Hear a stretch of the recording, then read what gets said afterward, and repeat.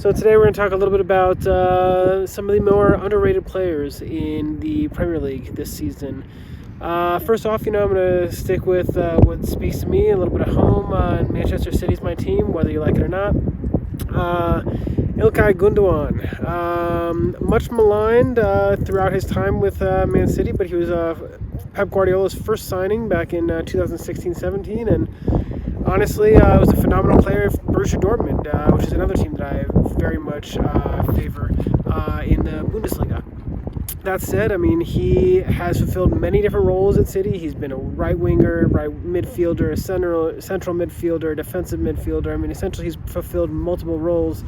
This season, when we've had so many issues with our, attacking base, Sergio Aguero's in and out of the team throughout the season with illness and injury. Gabriel Jesus has been essentially good in spurts, but not essentially reliable over the long period.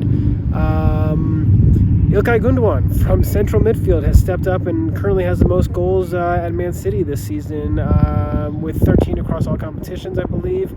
And honestly, he's doing a phenomenal job both in the goal-scoring threat and assist column.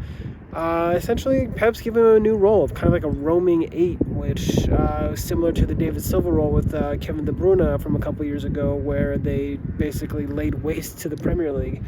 Gundogan is a player that I've liked for a long time. I thought he was great at Borussia Dortmund. It's kind of similar to the role that he had there when he had that phenomenal season back in 2015-16 alongside another maligned player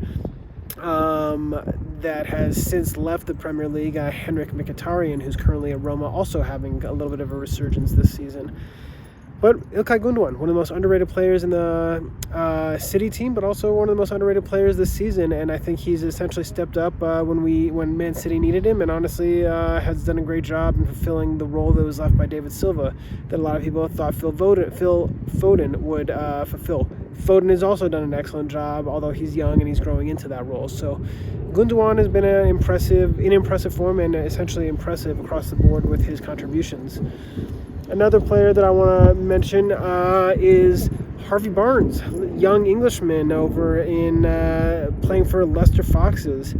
A lot of people think that Leicester is very reliant upon Jamie Vardy. Jamie Vardy is a phenomenal player who's in his 30s and is kind of like rolling back the years every single year with his contributions on the goal-scoring front. Harvey Barnes has stepped up during those times when Jamie Vardy's been actually absent through injury as well this season, and kind of fulfilled that goal-scoring threat that Leicester doesn't particularly have a whole lot of. Their midfielders contribute, but not on the level that they should. James Maddison's a phenomenal player, but is more of an assist maker, playmaker. Harvey Barnes is kind of like that natural replacement for Jamie Vardy. He's quick, he's smart, he's got tactical new. He's just honestly a young English player that I think is on the verge, maybe on the fringe of a senior England call-up, for maybe the Euros or potentially something, in the next season or two. But honestly, he's stepped up. He's done really, really well.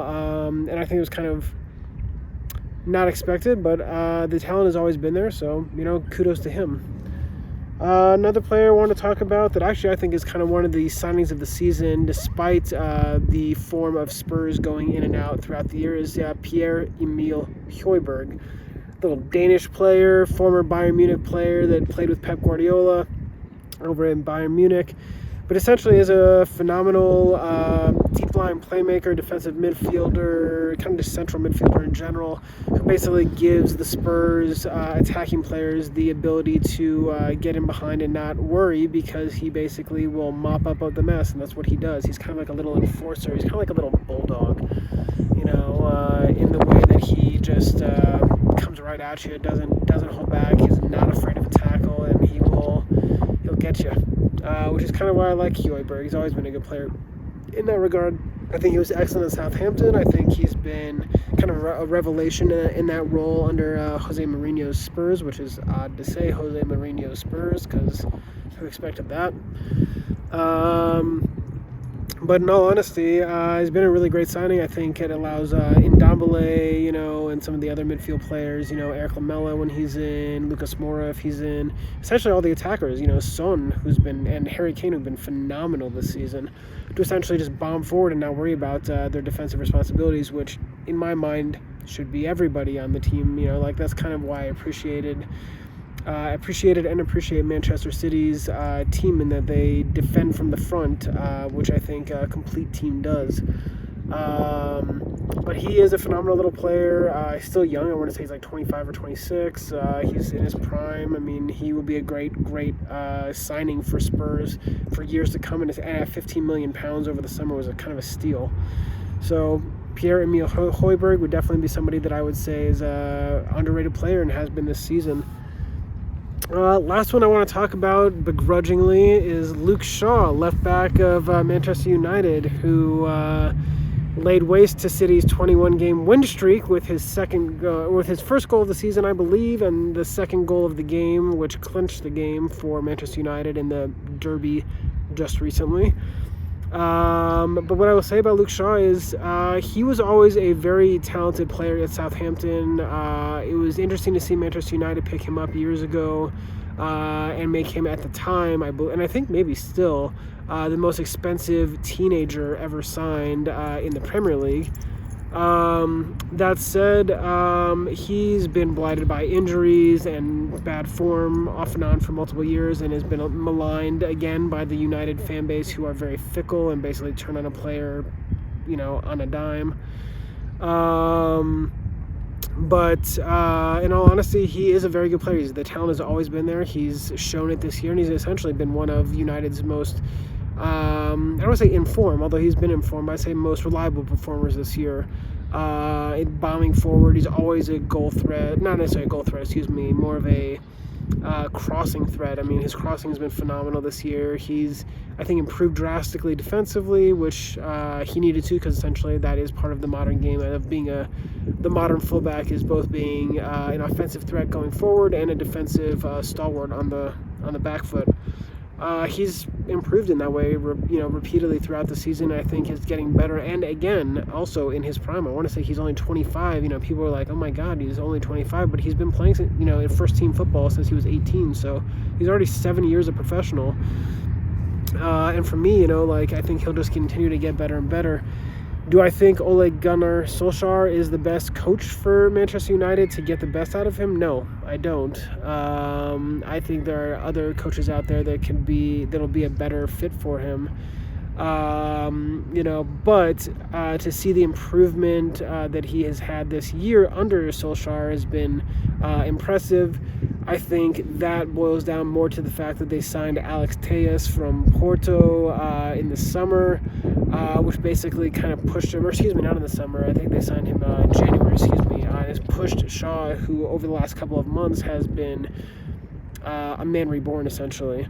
Sometimes you just need that little bit of competition to essentially push yourself, and he did, and I think he will do that, because Telles is actually a very good player. I rated Telles more than Shaw prior to Telles signing for United, but Shaw has essentially been resurgent and shown why he should be first choice. So for me, he's another underrated player in the Premier League, and honestly, kudos to him for just continuously pushing forward.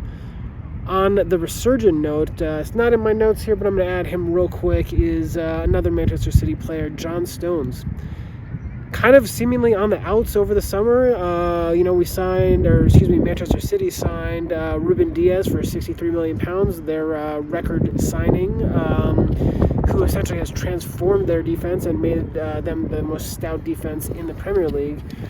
But alongside him, most people thought it would be Aymeric Laporte, who was phenomenal for City 2 seasons ago, was injured almost all of last year, which essentially, similar to Liverpool's derailment with the Virgil van Dijk industry, derailed City's title defense last year. But John Stones essentially has pushed forward, has had a resurgence and basically grown in confidence throughout the season, and basically is first choice alongside Ruben Diaz. So for me, kind of the surprise package of the year is John Stones, in that a lot of people thought he was on the outs, potentially being sold over the summer, but City smartly didn't sell him over the summer, and he has become their first choice pairing alongside Ruben Diaz, who has been a revelation for the defense of Man City, which in all honesty was shambolic last season. So for me, John Stones, got to give him credit. I read a article, or I guess maybe an interview with him recently, where he basically said, I'm not one who gives up. Like, I might have had my injury problems, I might have had my confidence issues, but in reality, like, I never gave up and I never will. I'm somebody who knows he has the talent, and I will push forward until people tell me that I'm just not good enough.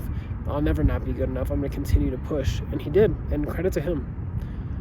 And again, that is going to be Adam here with One Man's Perspective on the underrated players of the season, as well as the surprise package of the season in John Stones.